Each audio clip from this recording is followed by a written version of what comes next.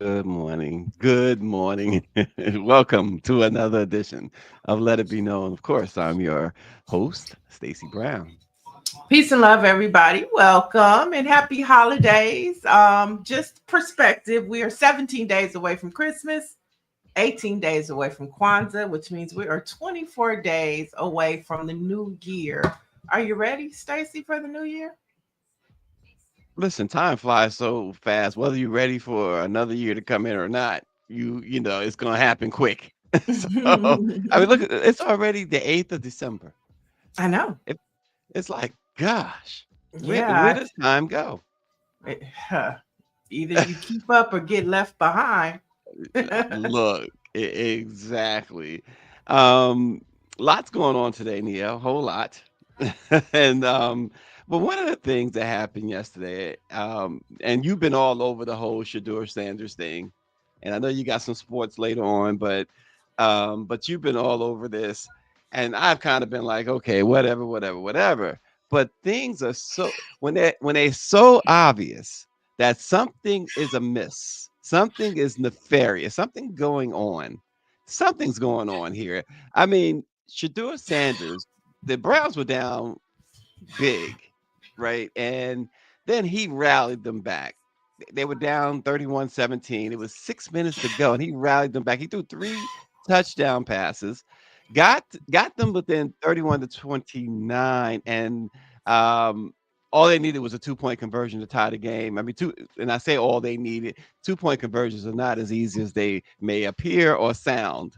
Still, you put your best. He had also rushed for 29 yards. So you had the double threat of him throwing a touchdown or throwing the completion for the 2-point conversion or running it in for the 2-point conversion, sending the game potentially into overtime.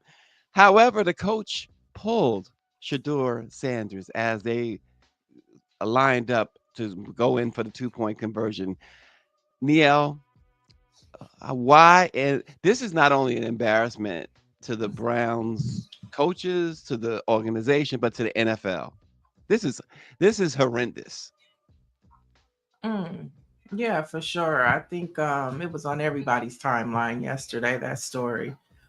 We all saw it. And so, everybody's like, they're not contenders for the playoffs anymore. Let's just start there. And they had an opportunity yesterday. And so, the leadership over at the Browns have one decision to make, and we'll just see if they get it right. Well, listen, they got it totally wrong. It's just No, it's I'm talking about insane. going into next season. They have one Yeah. decision to make the franchise better, and we'll see if they Mhm. do the Well, right. actually, two decisions. One, and I know where you're going is to start Shador. That's the No, I'm big. talking about firing the coach. I Oh, mean, okay. Because I was gonna say too.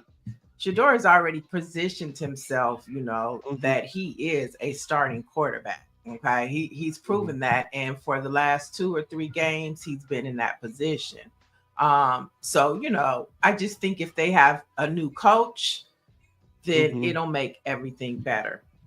But do you think that it's the coach? Do you think that he's not getting these instructions from the top? Well, the Top's grandkids were on the sidelines before Shador was named starting quarterback. The owner's grandkids were on the sideline with number 12 jerseys on. So I Mm, think even at their Thanksgiving table, we know what the subject matter was: right, start right. Shador, fire the coach.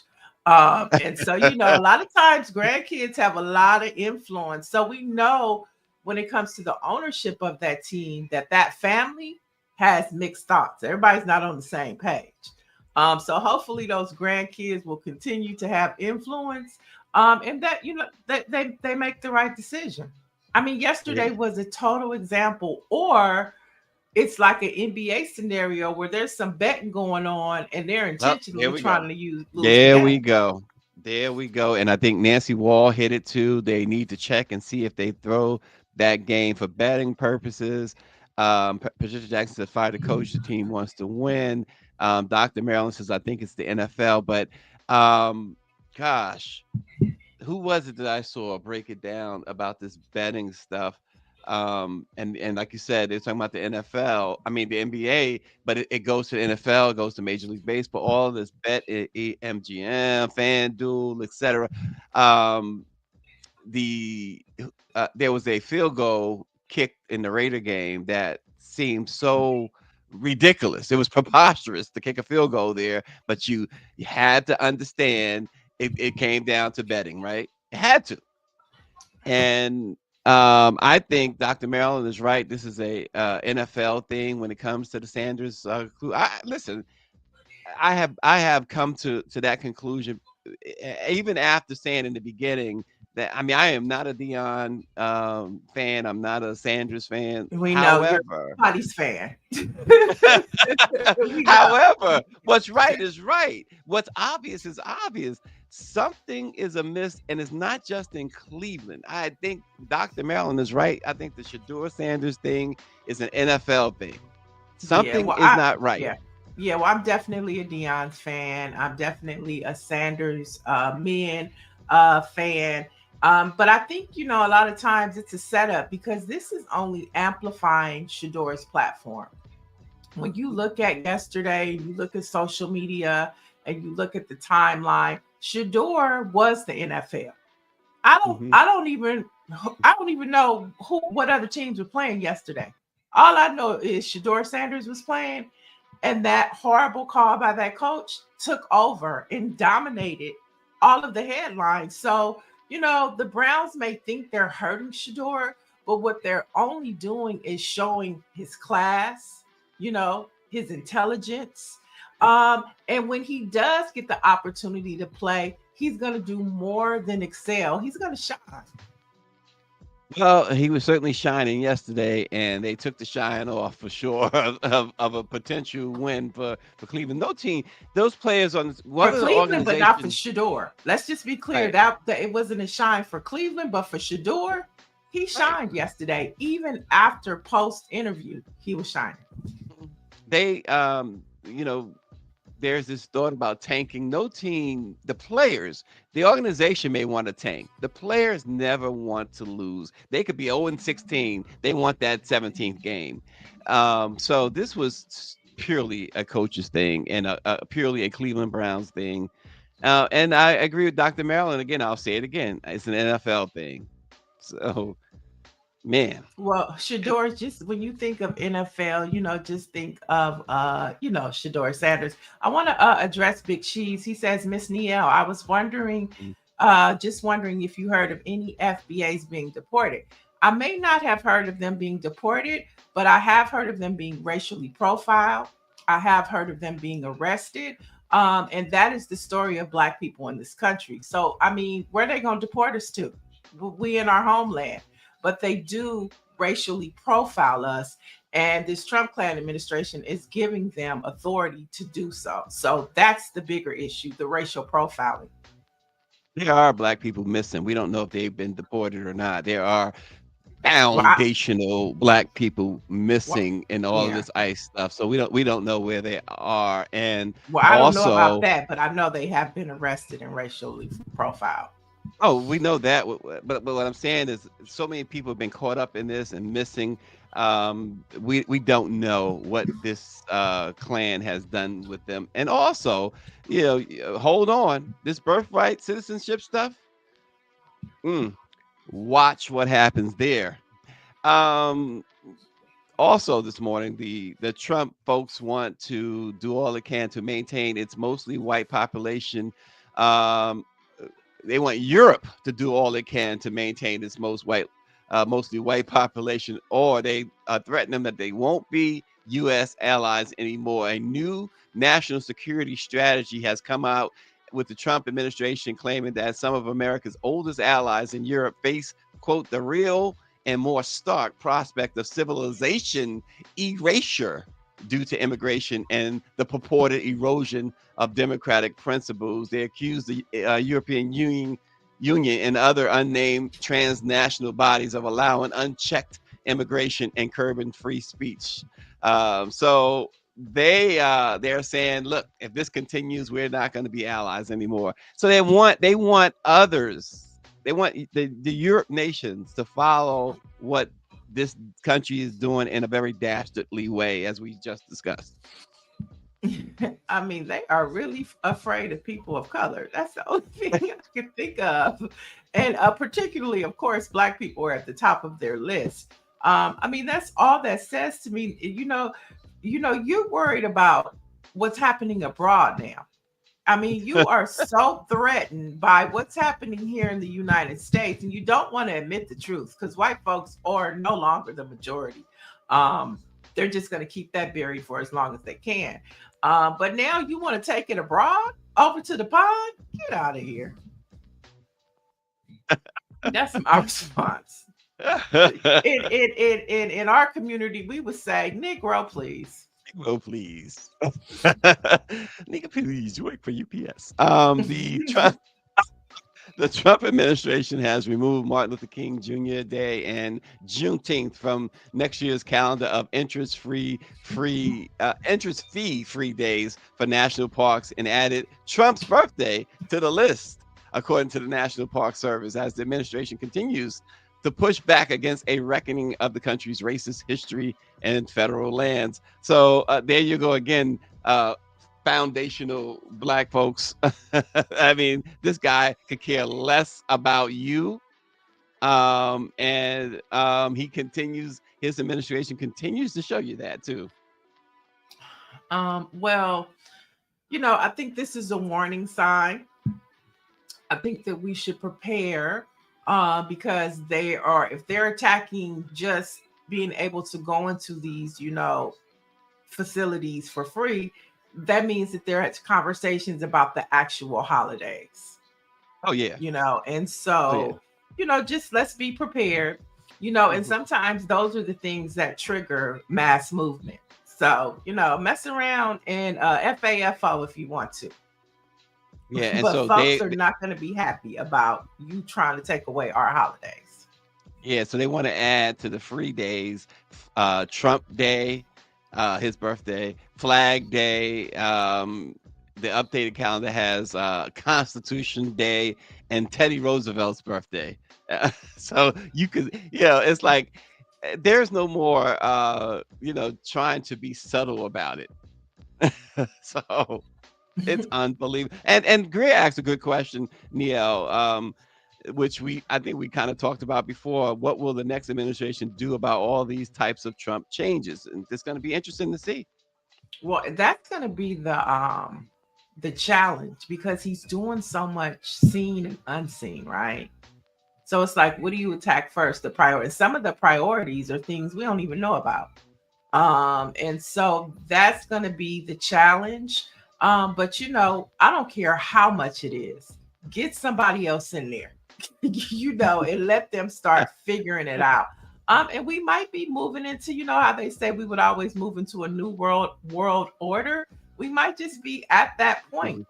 And just things are going to continue to be different, especially with not just changing it, but with AI coming into the scenario as well.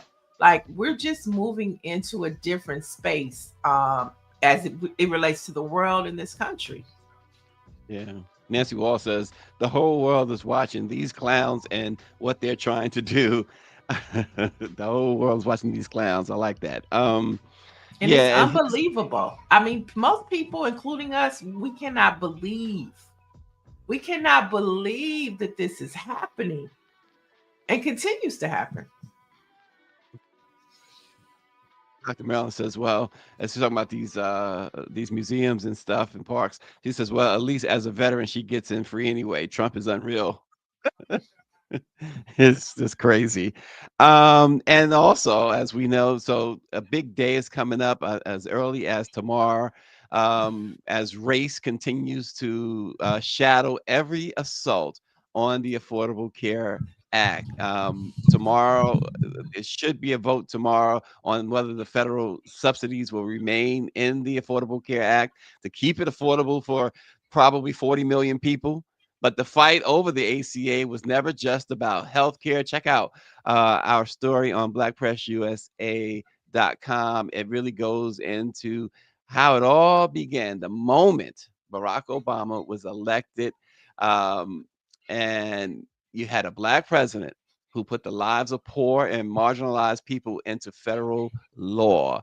And they have spent forever since he instituted the law, since the law was instituted, attacking it, talking about the birther conspiracy, which again, this week the Supreme Court has taken up the whole birthright thing because Trump and his birther attacks on Obama. These are the stuff white folks never have to endure, and no matter what challenges they have.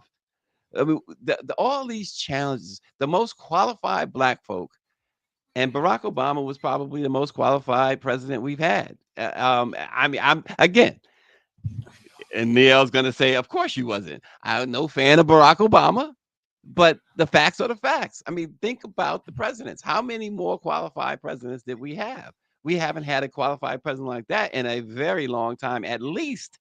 And so um, they have attacked this guy simply because he's black, and the Mhm. healthcare law simply because a black man wrote that law. Yeah, the real concern is the American people that are going to be affected by that. And I'm sure Barack Obama would say, all the things that you listed are important. They don't matter, about birthright or anything. It's about American people having affordable health care.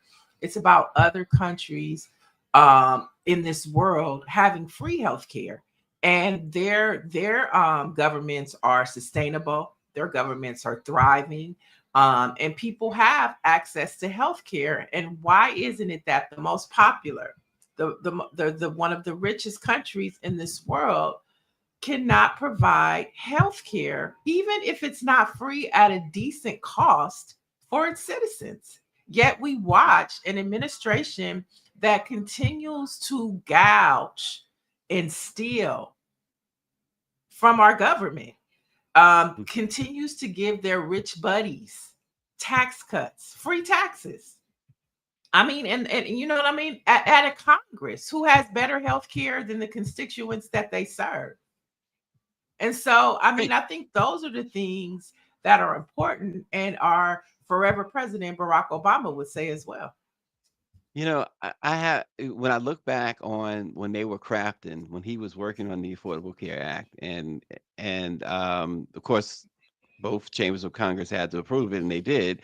Um, I wonder, and I hope somebody one day ask him this question, but I wonder, did Obama was his ultimate goal was to try and make it free, as you was talking about? I believe it was, and I believe the roadblocks was so much that he knew he couldn't make it free in America because it's all about the haves and the have-nots, have always have been, and about the haves and the have-nots. People generally in this country does not like, it despises those who are not wealthy. It despises the poor. It despises children. It despises the elderly. It despises the people of color. And so they would not have allowed him to do that. So he did what he thought and what turned out to be a really strong law.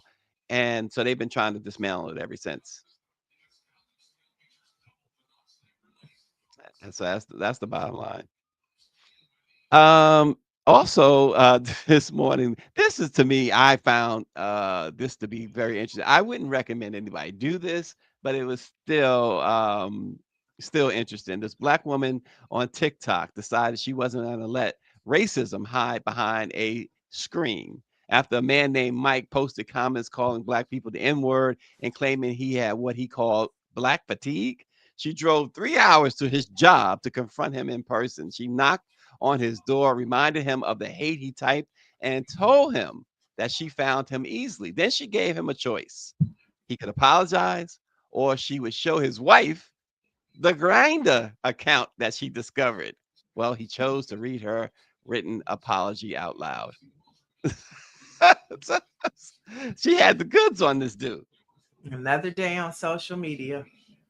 Folks, don't try this at home. It's Don't a roll lot up on going nobody. on social media. Don't roll up on folks. I mean, you had 3 hours. And look, it turned out, she got her apology and all that. It turned out okay for her. But 9 times out of 10, those may not turn out. I would not recommend that. I mean, it is pretty hilarious that she did this. So, don't try it at home, as they say. Yeah, exactly, Dr. Marilyn. Um, Empress, I'm going to go back because Empress says that the ACA healthcare is not affordable. She says she say it every day. Oh gosh, now I'm getting these other comments that's except every day many people are losing it and white people. Yeah, so you're 100% right um, about the affordability, but it still deserves the name. The reason it still deserves the name affordable healthcare is because they have the GOP in Congress, and of course this president, dating back to when he was the president the first time, has done everything they could to take away all of the protections, and they've continued to do stuff like what they're doing now. If they take away the subsidies, which they will do, most likely, a vote is supposed to come up on that. Like I said, tomorrow, it's not going to be affordable for 40 plus million people at least. In this country, but it was the most affordable thing that we had in some time. And the idea, folks, was that this was a way, and one of the reasons they hate it, other than the fact that it's a black man who put it together, is that it has rich people paying into a system that they don't they don't benefit it the way that poor people benefit. And so they hate that. They absolutely despise that. So that's one of the things that Republicans kept pointing out. Why should I pay for this person's health care? Why should I pay for that person's health care? And so that's a big thing there. So it's not to say that it's not affordable at this juncture. You're right, and that's not the fault of the person who made that law. Well, the way bills typically work is, you get it passed and then you modify and you reform. And so the way Congress used to work is there's no perfect bill. Let's just be clear about that. I don't Hmm. care if it's a municipal, ordinance. I don't care if it's a state law or a federal law. There is no perfect bill. And the way that it's supposed to work is Congress, both sides, or maybe it's a three-party side, they're supposed to continue to amend, they are supposed to continue to modify, and they're supposed to continue to reform. And they're supposed to go back and forth with each other to come up with the compromise that is best for their constituents, which are the American people. That's the way it's supposed to work. But what they did once Barack Obama signed that law, that the Affordable Care Act into law, the Republicans did everything they could to dismantle it, not to make it better, but to dismantle it. And that is the issue with the Affordable Care Act. The Republicans never intended for it to work. Now, they might have, but when Donald Trump became a factor into it, it was totally to dismantle it. And that's where the issue came in. The Affordable Care Act could be a great law, a great resource for the American people, but the Republican Party refused to make it better. And Yeah. I think that any Democrat, and I think even Barack Obama would say that there's a lot that could be done to this bill. A Hmm. lot. But they never tried to modify or reform it. They just want to destroy it. And that is the issue. And that's why Yeah. it's so expensive. They have completely they have consistently, I should say, tried to weaken it, have weakened it consistently. Dr. Nicole says that this, yes, in their minds is a form of socialism, which is a dirty word. Exactly. And Dr. Marilyn says, I personally don't want free health care simply because of what Canada is experiencing. Waiting 18 months for a doctor's appointment will not work for me. Well, and that's true. But in France, for instance, very, very cheap. I go back to Hmm. France. It's a very cheap uh, healthcare system. As far as you talk about affordable, it's like way affordable. It's Yeah, not it's free, but damn it's near affordable. free. It right. It's based on you know what your procedure is, but it's most procedures are just stuff that will cost thousands here. There's a couple, maybe even $100 there. I It's remember just when the it Olympics were works. happening. When the Olympics were happening, all you heard and saw on TikTok and in news was how the Olympic players were going over there. They were getting their teeth done, they were getting it whitened, they were getting pap smears. They were like, it's free over here. I'm going to Yeah, do every service that I can before I come back to the United States because healthcare was just so accessible just over so there. So it does work. yeah, yeah. You know what It's I'm saying? It works. It's just that we don't want it to work. I Well, they remember don't want when it to work. they don't want it to work. I remember when the ACA first was done, when it went into law, the Healthcare Affordable Care Act, and when I started to understand it, I couldn't believe. And I have to say, it was such a great, great thing because once you start with the subsidies that they were given, even at that time, it was like, wow, something that at that point maybe 600 a month was only costing you 100 a month. It was I just remember. wonderful, and like you said, they kept weakening it. They did nothing to strengthen it. And so, I on that Empress, I can't agree with you that it is far, in my view, this was the opposite of horrible. Right. And there was a whole lot of benefits in that law.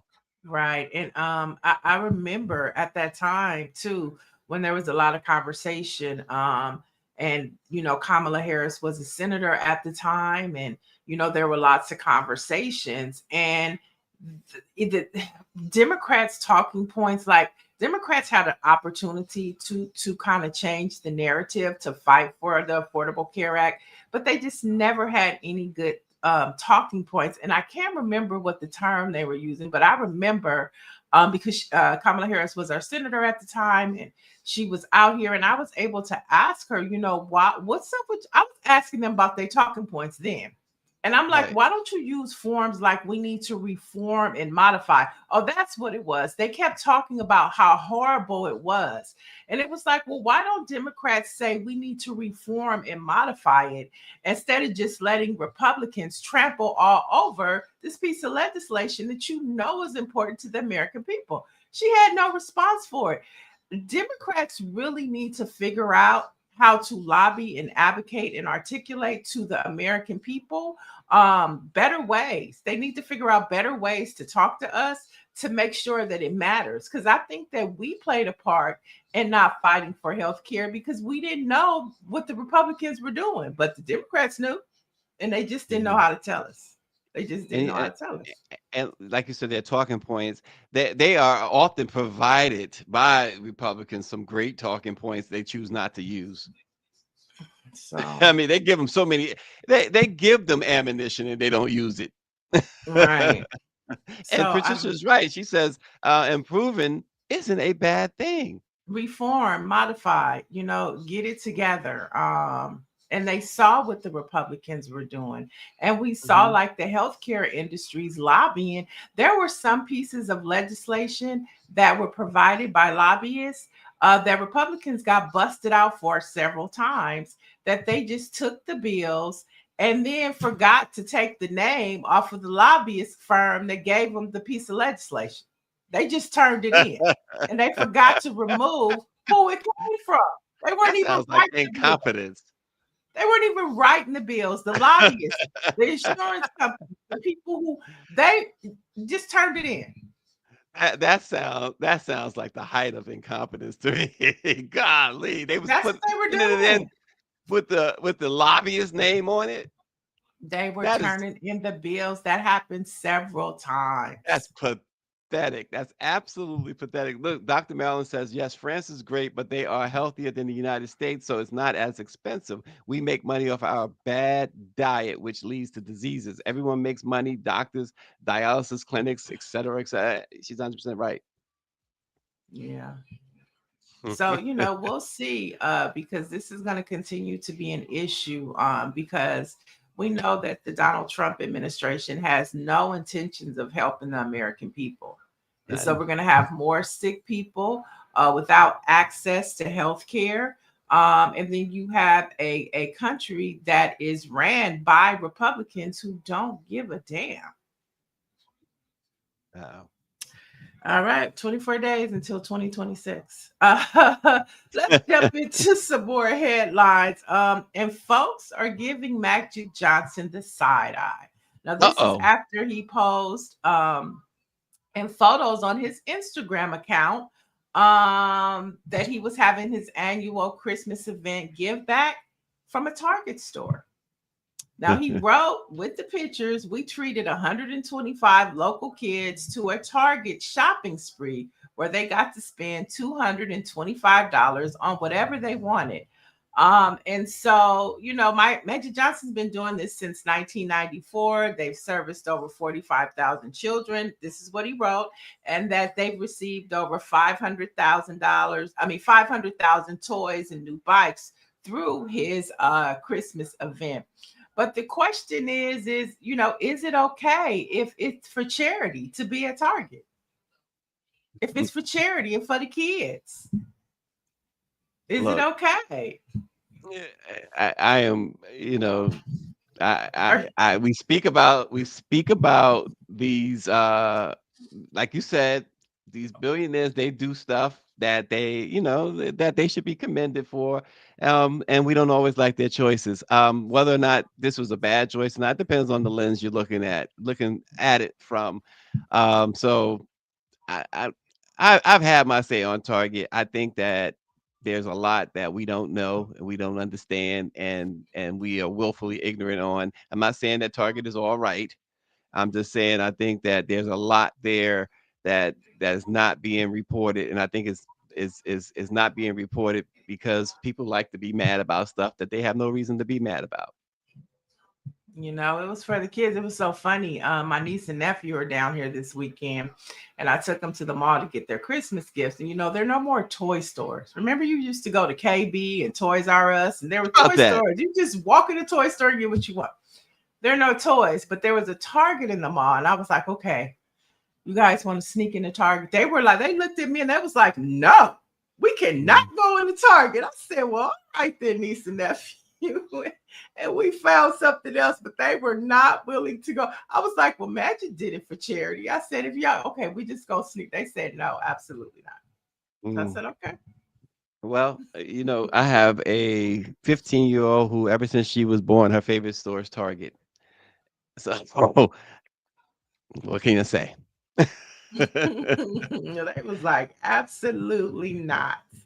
Mhm. And so, but yeah, so Magic Johnson, who knows? Maybe Target gifted them. I'm pretty sure they did.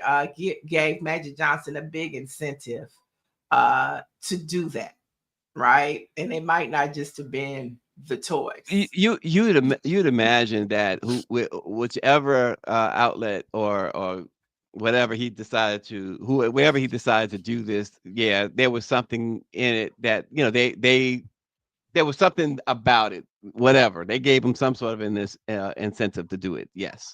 Yeah. So moving on to a white ally that continues to impress, Michael Bloomberg is building a direct pipeline to HBCUs. Now, he recently announced a $20 million initiative to fund two public schools in Alabama, at Stillman College and one at Tuskegee University that will create the direct pipeline.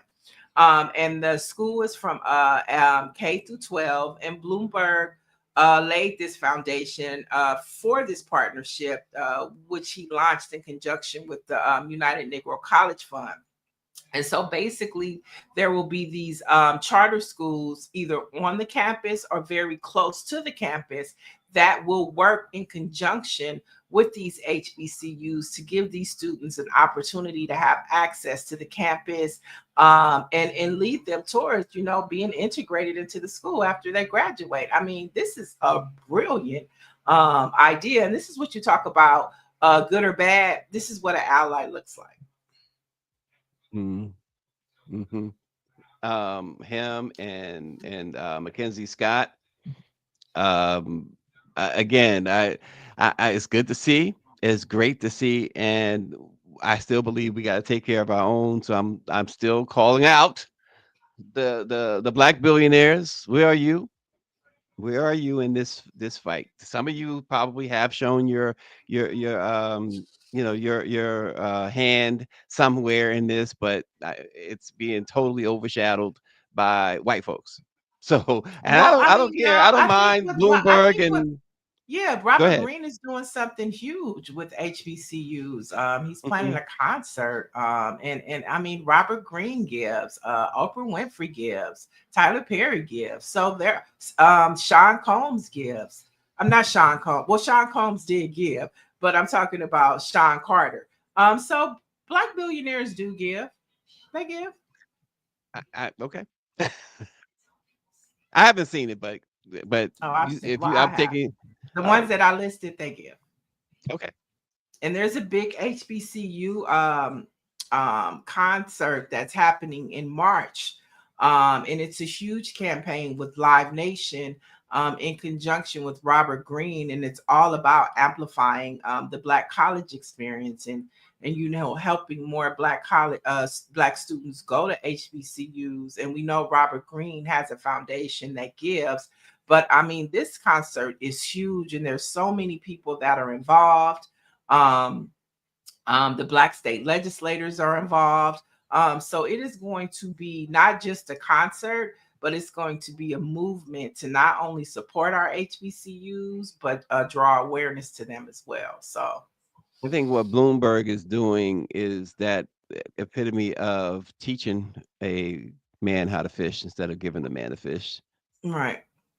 Yeah, and which is different from Mackenzie Scott. Mackenzie Scott, which is brilliant, love her for doing it. She's giving, and I think it takes all, right? Everybody Mhm. can't do the same thing. I think his is more strategy and strategic, until you say, teaching them how to fish and building a pipeline, helping build a Mm. pipeline, a direct connection to an HBCU with the school. I know at Grambling does have a high school, so that was Mhm. kind of an indirect pipeline. um Yeah. so yeah, RNG says, "Don't tell Pharrell. He will say it's D and I." he actually came out last week and I know. responded. I forgot what his slogan was, but it was real corny. I hate to It was say very it, but it was corny. like you should have just left it alone and let that Yeah. headline He's die down. yeah. Yeah. Click on this or something like that. He was saying. Robert Yeah. Smith. It's not Robert Greene. Lydia, I'm sorry, it's Robert Smith. It's Robert Smith, the billionaire, Okay. the one that paid for that year. He went viral for paying all of the Morehouse men's tuition when Hmm. he gave the commencement speech. Talking about Right. that guy. So since we're talking about pipelines, we were talking about healthcare and the cost of it. I mean, education is very expensive. So let's talk about the cost of living in 2026. Now, a new study says single American households will need an annual salary of $80,000 to $90,000 to be considered financially comfortable, okay, in 2026. Now, 90,000 serves as the baseline for financial security and reflects the rising cost of housing, transportation, and other necessities. And this is according to Go Bank rates. Now, this is what they say financial comfort looks like. It's called the 50/30/20 budget rule, which means 50% is dedicated to your needs like rent, your mortgage, groceries, utility, and transportation. Now, 30% should be allocated or is allocated towards discretionary spending like entertainment and non essential purchases. And then the 20% is committed to saving, debit repayment, retirement, emergency funds, and etc. And so, looking at 2026, can you imagine as a single? I'm single. You have to make at least $100,000 just to live, Stacy. As a single person. Mm-hmm.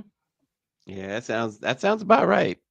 Sounds about Yeah. right. That's the way things are. And when you talk about discretionary spending, that's a foreign concept to many people right now. Right. Saving, it's just and to say that, just an amendment to what we just talked about, according to another study by Talker Research and Earning, the survey found by 48 hours, nearly 48% of the average paycheck is already spent.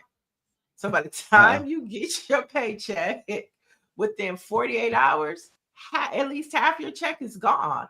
And the study also found Americans spend more than one third of their paycheck within the first 12 hours of receiving it. Wow, how about that? Destined Forever. It's definitely Humphrey's channel, right? He says, "Child, tell the Department of Education to up my salary." This is insane. And then you have these headlines about robots are taking all of our jobs. Yeah, exactly. And you have a Trump clan administration that is empowering these AI giants like Elon Musk, OpenAI, to do just that. They're not Yeah. thinking about us, let alone our health care. What we gonna do, Listen, y'all? What we gonna do? it's just as you know, Niele, what is it's scriptural, right? Man has dominated man to his harm. So it's you know, just unbelievable.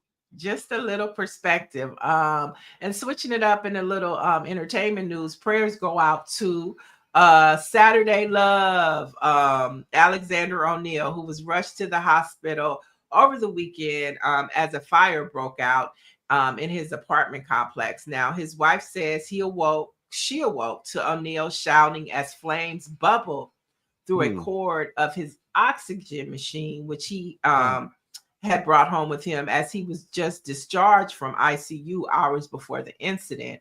And so much prayers because we know and we've seen Alexander O'Neill's throughout the years struggle with addiction and his health. And so we just pray for him and hope that he's able to redeem himself, and he was also a part of your one of your favorites.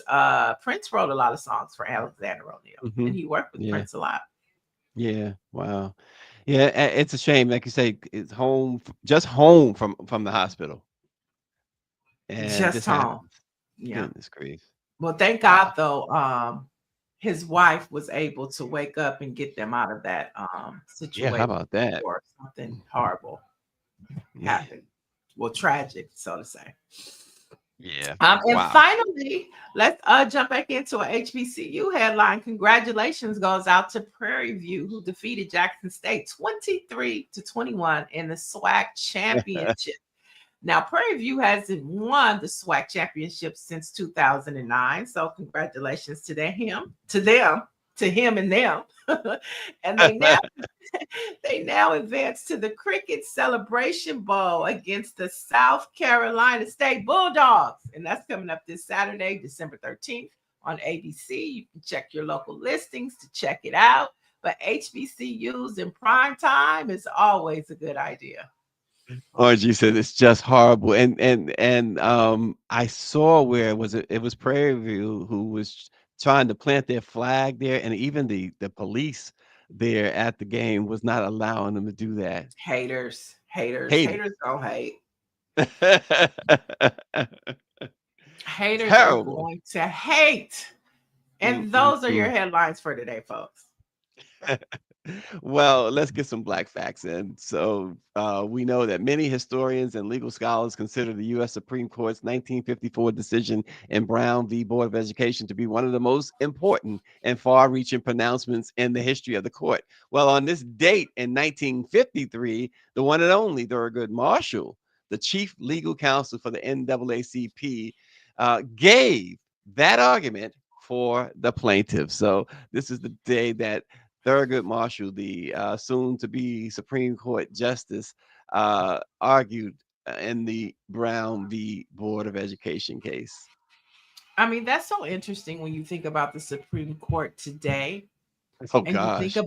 you think about like that image of him walking up the Supreme Court steps. You think about, what was going on during that time and you think about the racism. Um, but I think the court today is worse than that court that he was up against. You're When you absolutely think right. about it, Yeah, it's I don't worse. disagree. Yeah, I don't disagree. And that's It's why, like worse. I said, you got these decisions coming up this week from the court, including the birthright citizenship. I don't know if the decision's coming; they're going to hear it, and you just gotta hold your breath on what they're going to decide, because that has some serious folks, serious implications for black folks. And there was, and I should have brought it with me this morning, folks, but there's an article that a professor did on why black people in particular should be concerned with this birthright citizenship. We kind of touched on it. You guys inadvertently touched on it last week. You and Greer, when you're talking about on your birth certificate saying Negro. Well, I'll find that and I'll share it with you guys. This article, this paper that she did is unbelievable, and it tells you why they could ultimately just say, hey, go back to the 14th Amendment and say, you guys, I think it's the 14th Amendment, you guys are just not citizens. So, talking about black folks. So, it's one to watch. Okay. So are we really foundational? And then today, while many will commemorate and remember the bombing of Pearl Harbor, let's also remember the Vicksburg Massacre of 1874, where white mobs in Vicksburg, Mississippi, attacked and killed dozens of black citizens who were organizing to support a sheriff by the name of Peter Crosby, who was a black official. And this led to the brutal display of racial terrorism during Reconstruction. And those white terrorists are in the White House today. Mm-mm. That's how And we look at gonna that. start your Monday. Look at that headline too. 150 Negroes were slaughtered. Um, I mean, that headline says more than just them being killed, right? Slaughtered. It's like, again, the idea you slaughter animals, right? That's how they view us. So Right. there you go. We got like a couple of minutes, Neo, and somebody said something earlier. I want you to talk about just for a minute, and it was about one of your shows, I think. And I can't find it. Dang on it. But let's see. Oh gosh, somebody said something about one. Oh, it wasn't about one. I saw it was Aquarius. She says, I saw that Ray J owes American Express. Also, what was his purpose of starting drama? What do you know Oh, about that? hilarious. The news cycles go so fast. It's like that seems like that was a year ago now. But yeah, I mean, it's Ray J, But guess who hasn't shown back up to that Boy Is Mine tour? The Carters. They ain't been back. Well, apparently, there was, and you said there might be pictures out there, more pictures out there, but there apparently we saw a video of Brandy coming up in a motor thing and Beyonce going the other way or something like When she that. saw her, she turned around and He walked the turned other around and way. went, "What in the world, Niele? You need to go ahead. I You need to mean, take a trip to you know, Texas and go sit so, down and so have this conversation with Beyonce." I kind of like this for Beyonce though, because she's always seen in a bubble, so isolated for people. So this puts her in a situation like she just like us. She got beef too with certain people. Somebody that said something that rubbed her the wrong way, and you know what I'm saying. So this humanizes her to me. You know. I love it for her. You love it. Um, and I love it for Brandy too, because I think it shows just how relevant and how popular Brandy is. You know what I'm saying? Like everybody, don't sleep on Brandy. Brandy is that girl too. Okay. And Hey, and Brandy is like so unconcerned about it. And I like how maybe I think it was the Atlanta tour. Ray J pulled up and Brandy posted pictures with him after this incident. So I mean, she's not too mad at her brother for doing what he did. So it's just a key for me. I charge you with going out there to Texas and having a peace summit between Beyonce and Brandy. Nah, I'm not. They're not going to pay me for it. She want the coin, y'all. She want the coin. Oh But no, gosh. I Well, love it. I love it. And the Boys Mind tour is slowly wrapping up. So if you haven't seen it, first of all, go follow the Boys Mind tour on social media, and you will understand why that's a concert that I definitely want to see it now. At first, I was like, but now I want to see it for sure. And they said that last thing they said that Kelly's shows have the production quality and value of it has gone up. And they're saying it's because Beyonce came and gave her a notebook full of stuff to fix. And it's reflected in the show now. oh gosh. Oh boy. I don't know. Kelly probably don't want that type of attention to say that, oh, Beyonce had to tell me how to do my concert. Well, they said you don't have, she doesn't have to say it. You can see it. Mm, okay. You can see Interesting the stuff. upgrade of the quality of the show. I mean, but that's what I'm saying. There's so much conversation around the show, like Money Long. She's left the show, so Keisha Cole has taken her spot. Then they said Maya was on the show, and then Maya put out a post and was like, no, I'm not. So it's a lot going on with the ladies on the Boys Come on. Mind tour, which keeps it really juicy and makes you want to go and see those ladies perform. All right. You should Well, do a hopefully we story get. on it. You should do a story on it, Stacy. It's not for me. You should do a story. Let's use your story. Okay. There you go. Send it. Send it. You went on mute. She don't want us to hear. Can you hear me now? Yes. I was going to Yes. say, for the latest in Black news, maybe not the Brandy headline, but all the other Black headlines are over at BlackPressUSA.com. We'll see you tomorrow. Thanks for watching.